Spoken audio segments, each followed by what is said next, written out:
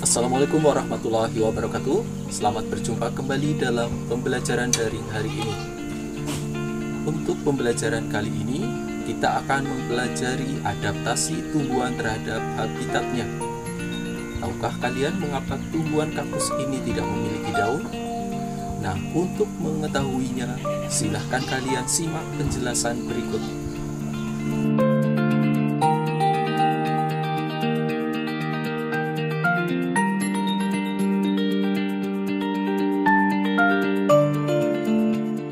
Adaptasi adalah kemampuan makhluk hidup untuk menyesuaikan diri terhadap lingkungannya.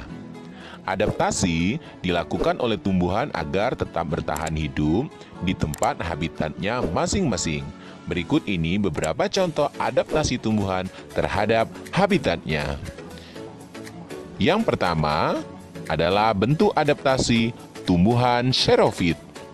Apakah tumbuhan xerofit? Ya, tumbuhan xerofit adalah tumbuhan yang hidup di lingkungan yang memiliki sedikit air atau lingkungan kering. Contoh tumbuhan ini antara lain pohon kurma yang tumbuh di gurun pasir. Ada pula tumbuhan lidah buaya. Kemudian cocor bebek.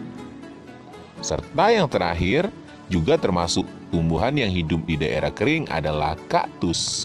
Tumbuhan yang hidup di daerah yang kering atau xerofit biasanya memiliki daun tebal, sempit, kadang-kadang berubah bentuk menjadi bentuk duri, sisi, atau bahkan tidak mempunyai daun sama sekali. Batangnya tebal dan mempunyai jaringan untuk menyimpan air, serta memiliki akar yang panjang. Berikutnya adalah bentuk adaptasi tumbuhan halofit. Tumbuhan halofit adalah tumbuhan yang dapat hidup di lingkungan dengan kadar garam tinggi seperti di daerah laut, muara sungai, dan pantai. Contoh tumbuhan halofit adalah tumbuhan bakau.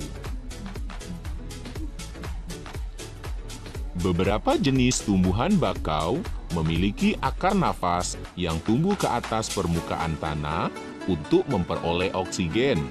Ada juga tumbuhan bakau yang memiliki akar tunjang untuk menopang tumbuhan di tanah yang berlumpur dan menahan terjangan ombak.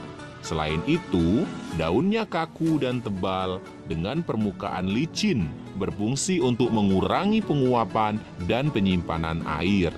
Bagian bawah daun bakau memiliki kelenjar untuk mengeluarkan kelebihan garam. Selanjutnya adalah bentuk adaptasi tumbuhan hidrofit. Tumbuhan hidrofit adalah tumbuhan yang hidup di daerah air. Contoh tumbuhan hidrofit adalah teratai dan eceng gondok. Bagaimana bentuk adaptasinya? Teratai memiliki daun yang lebar untuk mempercepat penguapan. Daun yang lebar juga berfungsi agar dapat mengapung di permukaan air. Daunnya berlapis lilin untuk mencegah daun membusuk karena terlalu sering terkena air. Sedangkan bentuk adaptasi eceng gondok yaitu memiliki pangkal tangkai daun berongga yang berfungsi untuk membantu dalam mengapung di permukaan air. Eceng gondok juga memiliki akar yang lebat untuk menjaga keseimbangan agar eceng gondok tidak terbalik. Berikutnya adalah bentuk adaptasi tumbuhan higrofit. Tumbuhan higrofit adalah tumbuhan yang dapat hidup di lingkungan lembab, tidak basah, tidak juga kering.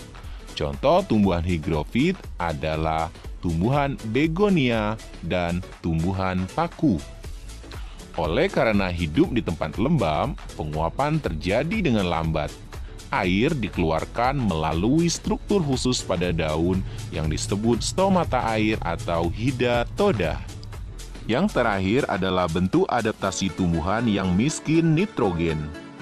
Tumbuhan yang tumbuh di lingkungan yang miskin nitrogen biasanya melakukan penyesuaian diri dengan memerangkap serangga, kemudian mencerna sebagai sumber nitrogen.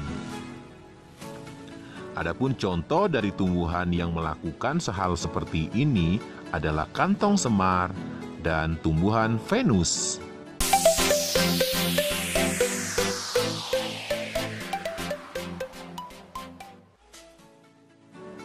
Cara tumbuhan melindungi diri dengan cara memiliki duri. Beberapa tumbuhan memiliki duri pada batang atau buah untuk melindungi diri dari pemangsa.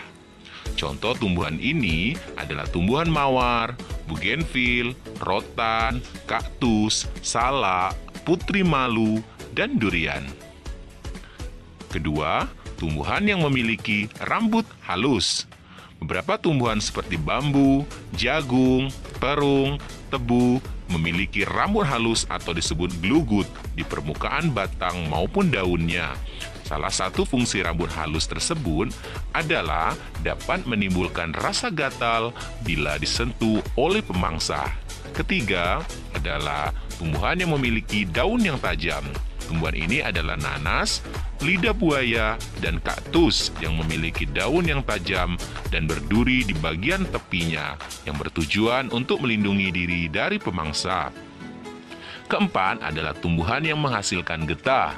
Tumbuhan seperti sawo, pepaya, karet, mangga, patah tulang, dan nangka dapat menghasilkan getah jika tergores.